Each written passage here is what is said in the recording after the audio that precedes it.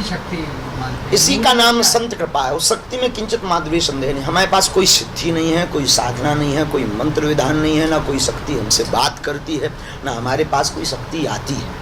ये हनुमान जी की शपथ खा करके हम कह रहे हैं। हमारे पास सिर्फ और सिर्फ राम नाम जप है और बालाजी का हम ध्यान करते हैं, सन्यासी बाबा दादा गुरु का ध्यान करते हैं और राम लिख करके पर्चे को लिख देते हैं। ये बालाजी के नाम का प्रताप है कि वो उसको मिटाने नहीं देते। बस दादा गुरु जी ने जो हमें बालाजी की साधना बता रखी, सेवा बता रखी, सन्यासी बाबा की दादा गुरु जी ने जो हमें सेवा बता रखी, उस सेवा को हम करते हैं। इसके अलावा हमारे पास गुरु कृपा के अलावा कुछ भी नहीं। महाराज जी, एक और उत्सुकता है कि इतना विराट व्यक्तित्व, उसके बारे में नील तरह तरह की बातें सकल समाज में फैल रही हैं और आप तो जानते ही हैं, आपसे है। खास तौर पे अगर मैं नाम ले लूँ तो पंडोखर सरकार वाला मामला आया था। अब तो शायद क्या आपका मित्रता बैठ गई है या क्या, क्यों इस विवाद का कारण? महाराज जी की आपने जो है आत्मा सिद्ध कर रखी है, भगवान जाने उनको किसी ने भी करते हैं कि उसको खत्म करेंगे। उनके जो आपके पारिवारिक विवाद का है तो उनकी मदद करेंगे और बड़े भाई देवेंद्र की, वो हमारे बड़े भाई हैं, किंचित मात्र भी संदेह नहीं है और उनकी मदद, हम लोगों में कोई मतभेद है ही नहीं। अब वो क्यों गए अभी हमारा मिलना नहीं हुआ, चूँकि हम धाम पर रुक नहीं पाए। और रही बात जो हमारे दादा गुरुजी का नाम, तो सन्यासी बाबा अलग हैं, दादा गुरुजी अलग, दोनों अलग अलग हैं। विषय पहले सबको स्पष्ट क्लियर विषय ही पता नहीं। हमारे दुख का विषय यही है कि सब सन्यासी बाबा को ही सिद्ध मानते। पहली बात, दादा गुरुजी अलग हैं, सन्यासी बाबा अलग। दादा गुरुजी हमारे पिताजी के पिताजी हैं और जो काशी में उनका शरीर शांत हुआ। अगर काशी में शरीर शांत हुआ तो हमने रामायण में पढ़ा कि काशी मुक्त हेत उपदेशु, जो काशी में मरता है वो मुक्त होता है।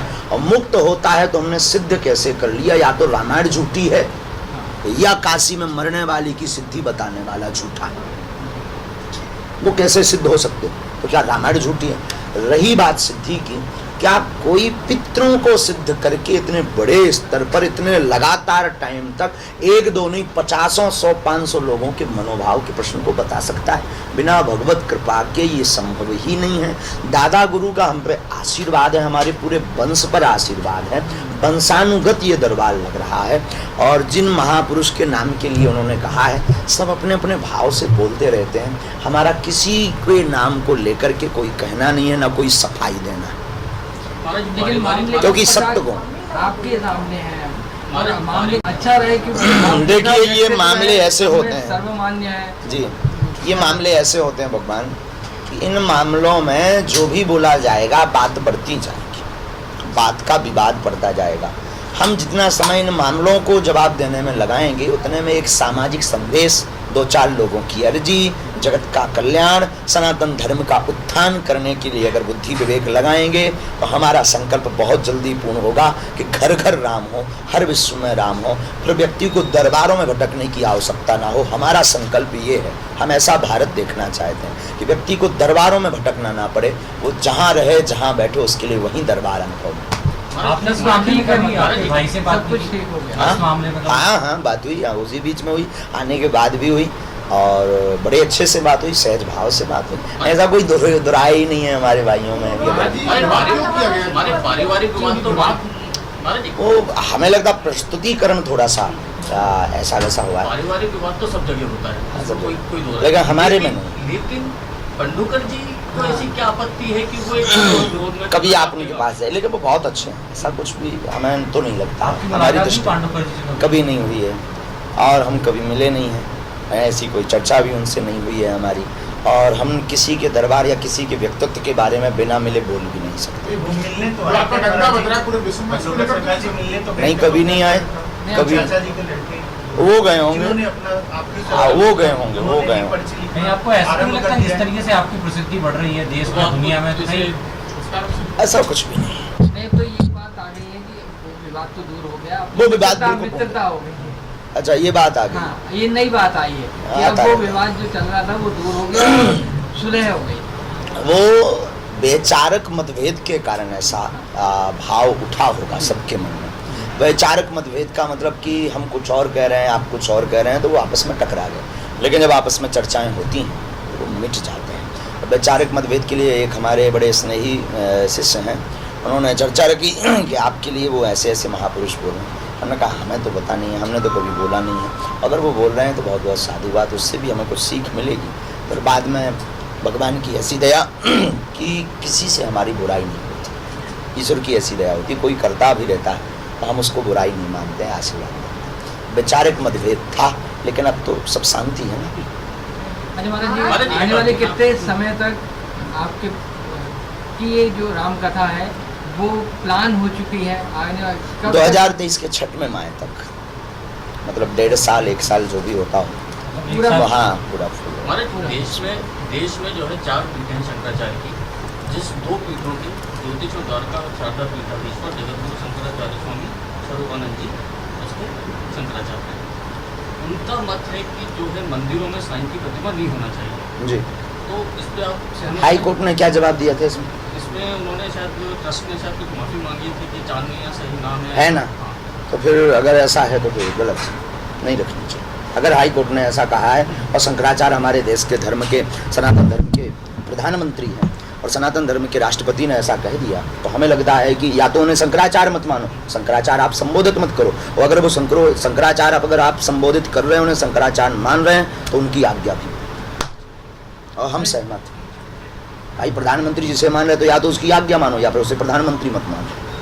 क्योंकि अब राम कथा करते हैं महाराज जी, इसलिए उसका एक सवाल है जी कि एक चीज भी बहुत इधर उधर से है, कुछ लोगों का मानना है उसमें कि क्या वाल्मीकि रामायण युद्धकांड के बाद जो अतिरिक्त उत्तरकांड है वो अलग से जोड़ा गया है या वो है वाकई में ऐसा हुआ था?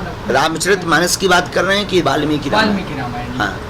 कि क्या लवकुश कांड जैसा कोई कांड है या युद्ध कांड के बाद वाल्मीकि रामायण समाप्त हो गई? क्योंकि भाव ने कह दिया है कि इसको जो करेगा वो राम राज्य की स्थापना करवाई, भगवान राम जी को राजा बनाया, वाल्मीकि रामायण में राम जी को राजा बनाया। इसके अनेक वैचारिक मतभेद हैं। उसके बाद उत्तरकांड है तो वो उसमें लवकुश की बात है जी। तो वो वाला बात सही है या बाद में जोड़ी गई है? लवकुश जैसा कोई प्रसंग नहीं, उसमें बहुत तरह के विवाद बने हुए हैं। अगर हम स्पष्ट मत देंगे तो हम भी विवादों की स्थिति में घिरेंगे। हमारा जो मनोभाव आपके लिए है सामान्य रूप से उत्तर देने में कि जो उसमें लिखा है किसी ना किसी महापुरुष ने तो लिखा ही है और वो गलत है, लेकिन राम राजा बने, राम राज्य की स्थापना हुई, यहाँ तक कि हमें विश्वास है कि संपूर्ण सही है और पूरी वाल्मीकि रामायण में किंचित मात्र भी कटाक्ष नहीं है, किंचित मात्र। और रही लवकुश कांड की तो वो अलग नहीं है, तो भगवान राम जी से संबंधित ही है। लेकिन हम जिसको प्रेम करते हैं हम उनके लिए अगर कुछ भी बोले कोई तो थोड़ा सा सुनने में हमें बड़ा वो लगेगा, तो लवकुश जी में वो युद्ध हो रहा, ऐसा हो रहा, तो उन चीज़ों को भाव रूप से भक्त स्वीकार नहीं कर पाते। वो कांड के जो विषय हैं, प्रसंग है, उन्हें स्वीकार नहीं कर पाते, तो लोग कह रहे वो जोड़ दिया, अब तो है सब एक ही सिक्का। महाराज जी, अभी मैं आपकी कथा सुन रहा था लाइव में जी, लगातार लक्ष्मी का वास कैसे रहे और लगातार कैसे बना रहे। वाह, समाज सेवा सबको करनी चाहिए। धर्म समाज सेवा सिखाता है। मंदिरों की स्थापना आदि जगत गुरु शंकराचार्य ने इसलिए की, मंदिर इसलिए बनाए कि पूरा समाज इकट्ठा हो और इकट्ठा होकर के पूरा समाज एक दूसरे की सहायता करके समाज को आगे बढ़ाए, इसलिए मंदिरों की स्थिति बनी। वरना हमारे शास्त्र तो कहते हैं हरि व्यापक सर्वत्र समाना, भगवान सब जगह हैं। तो मानव सेवा के लिए जो 3 अवार्ड मिले हैं, हमने पूरे भारतवर्ष को उसे समर्पित किया है, क्योंकि हमने कुछ नहीं किया, हमने तो गुरु कृपा से जो प्राप्त किया उसको बोला है, और हमारे बागेश्वर धाम के पागलों ने, उसमें आप भी हो सकते हैं, उन पागलों ने उसको कार्य का रूपांतरित किया। नाट्य रूपांतरित हमें कह सकते हैं, पर असली कहानी तो उनकी है, तो असली हकदार वो। और भी कहीं दौरे हैं आपके विदेश में? देखो, बुलाने दो, बुला तो बहुत लोग रहे हैं, अब वीजा का सिस्टम है और विदेशी जाने लगेंगे तो भारत का क्या होगा। हमें लगता है अभी हमारी ज़रूरत भारत को बहुत है, भारत के साथ मध्य प्रदेश को बहुत है, मध्य प्रदेश के साथ बुंदेलखंड को बहुत है, बुंदेलखंड के साथ छतरपुर ज़िले को बहुत है, छतरपुर ज़िले के साथ जिस गांव की जन्मभूमि है हमारी, उसको भी हमारी बहुत आवश्यकता है। अगर आप भगाना चाहो तो हम फिर जाएँ। दरबार के बारे में सेवा क्या है? ऐसा कोई सपना जिसको सब पूरा करें आपके साथ मिलकर? हमारा सपना एक कन्या विवाह का ही है, शिवरात्रि में हम करते हैं, जगह जगह ऐसी बेटियां हैं उनके लिए। और अगला सपना जो हमारे मन में, मनोभाव में, मस्तिष्क में चल रहा है, वो चल रहा है हॉस्पिटल, वो भी निःशुल्क, वो भी आयुर्वेदिक। अब अभी तो अपने पास दक्षिणा व्यवस्था नहीं है। हमारे मनोभाव में ऐसा संकल्प उठ रहा है गुरुकुलम और हॉस्पिटल, लेकिन हमारी पद्धति विचित्र है, निःशुल्क। तो अगर हम शुरू तो कर देंगे पर चल नहीं पाएगा क्योंकि दक्षिणा नहीं है। उसकी कोई ऐसी व्यवस्था बनेगी, कोई भक्त आपके जैसा जगेगा, उसको हम आज्ञा देंगे। नहीं, पूरे भारत में खुलना चाहिए, शुरुआत क्षेत्र से होनी कौन सी समस्या है जो होनी चाहिए, खासतौर से बुंदेलखंड? गुरुकुलम, सब बुंदेलखंड नहीं, पूरे विश्व भारत की सबसे बड़ी कहानी है। अंग्रेजों ने आकर के सबसे पहले हमारे गुरुकुलम पर प्रहार किया। भारत विश्वगुरु इसलिए था क्योंकि यहाँ गुरुकुलम पद्धति थी। गुरुकुलम का मतलब शास्त्र शुद्धि के साथ में, शास्त्र मत के साथ में विद्या का अध्ययन करवा करके विद्यार्थी के मन मस्तिष्क को पवित्र व सात्विक रखना। और उन्होंने गुरुकुलम को खत्म करके ये हॉस्टल आगे के लगे, हॉस्टल के हॉस्पिटल है, ईश्वर जाने, अब बुराई ना कर भी वो भी विद्या का घर है। हॉस्टल खोल दिए, फिर उन्होंने प्रहार किया, हमारे मंदिरों पर प्रहार नहीं किया, उन्होंने अगला प्रहार किया हमारी संस्कृति पर। बार खोले और दुनियादारी के खोले तो वहाँ जाने लगे, गुरुकुलम से निकल के सब बच्चे वहाँ जाने लगे। आज आप बच्चे को डांट नहीं सकते, पीट नहीं सकते, काम नहीं करवा सकते आज बच्चे को। बच्चे इतने आलसी हो गए, उन्हें लाइट आने और जाने के सुख दुख का पता नहीं है, बच्चों को पानी उठाने का पता नहीं है, बच्चों को पानी भरने का, बच्चों को प्रणाम करने की तरकीब नहीं है, बच्चों को बाप कहने में शर्म आ रही। संस्कार और संस्कृति शून्य हो गई, इसलिए गुरुकुलम की भारत को आवश्यकता है। और वर्तमान में गुरुकुलम तत्क्षण तो नहीं बन सकते, तो पाठ्यक्रम में पूरी शासन से हमारा निवेदन है, पाठ्यक्रम में गीता और रामायण जोड़ी जाए।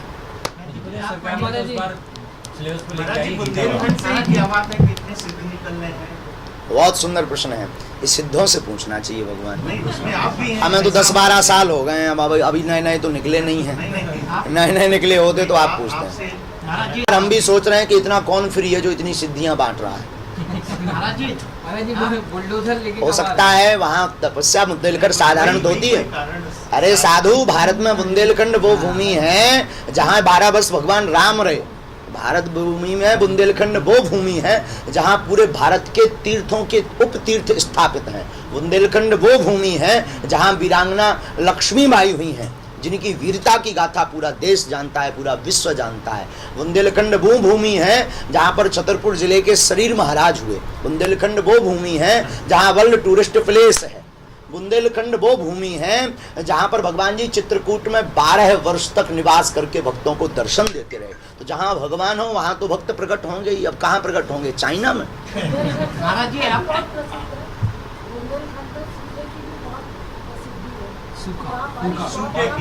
बारिश बहुत कम होती है, बिल्कुल होती है, लेकिन कैन बेतवा लिंक बहुत जल्दी आने वाली है मैया। और इसका मूल कारण यह है कि प्रकृति के बचाव के संरक्षण का अभी जागृति बहुत जरूरी है। और सूखा होता है।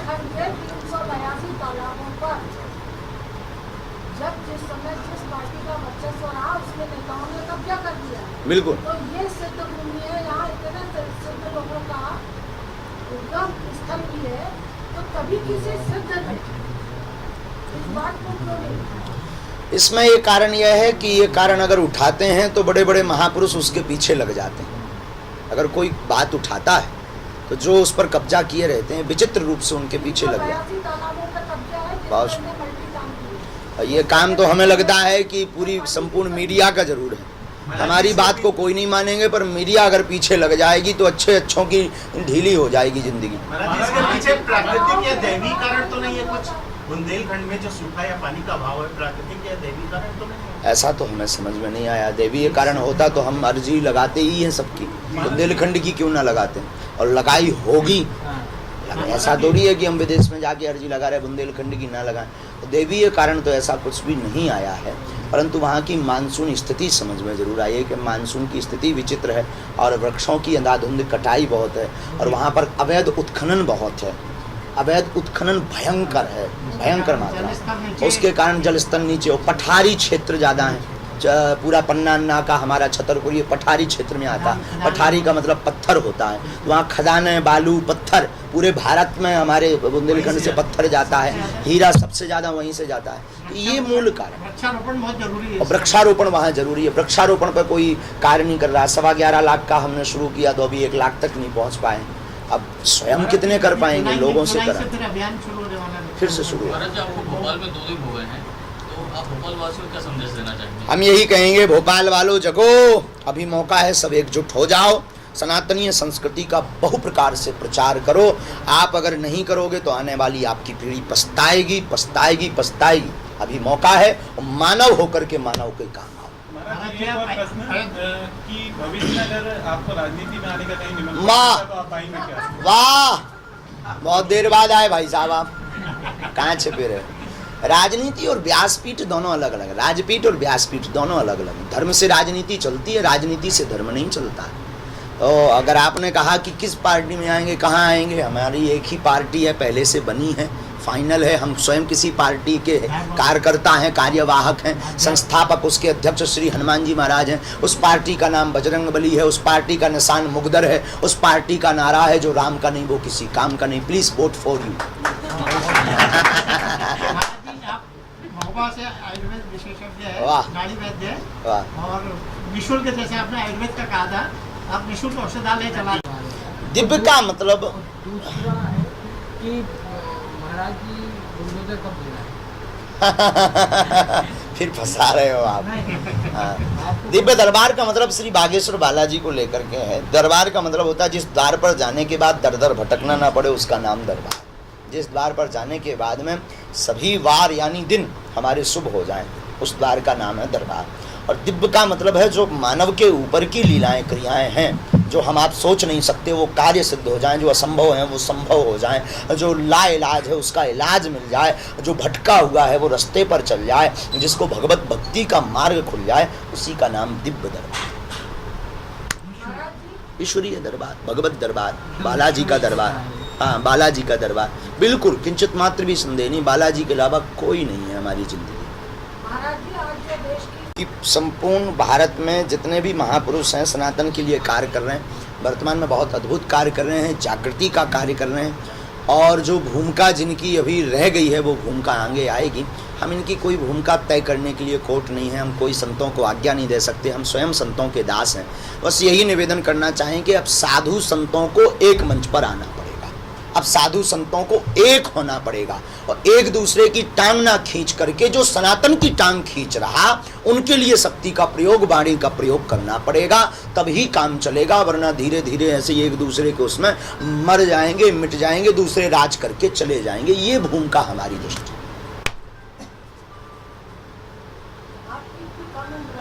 जी शायद आपकी शादी नहीं हुई अभी। ये सब लड़के आपके हम उम्र जैसे ही हैं, जी तो कभी आपको इच्छा नहीं होती क्या कि जैसे ये लोग एंजॉय करते हैं हम राम नाम जी बोर भी होते नहीं बोल नहीं होते, राम नाम में एंजॉय ना ना ना बहुत आनंद आ रहा है सेवा करने में। एक गुरु जी से आदेश मिल चुका है शायद जी गृहस्थ जीवन। हाँ हाँ गुरु जी ने आज्ञा दी है, लेकिन अभी हमने विचार नहीं किया। क्यों पीछे पड़े हो, अभी अकेला रहने से।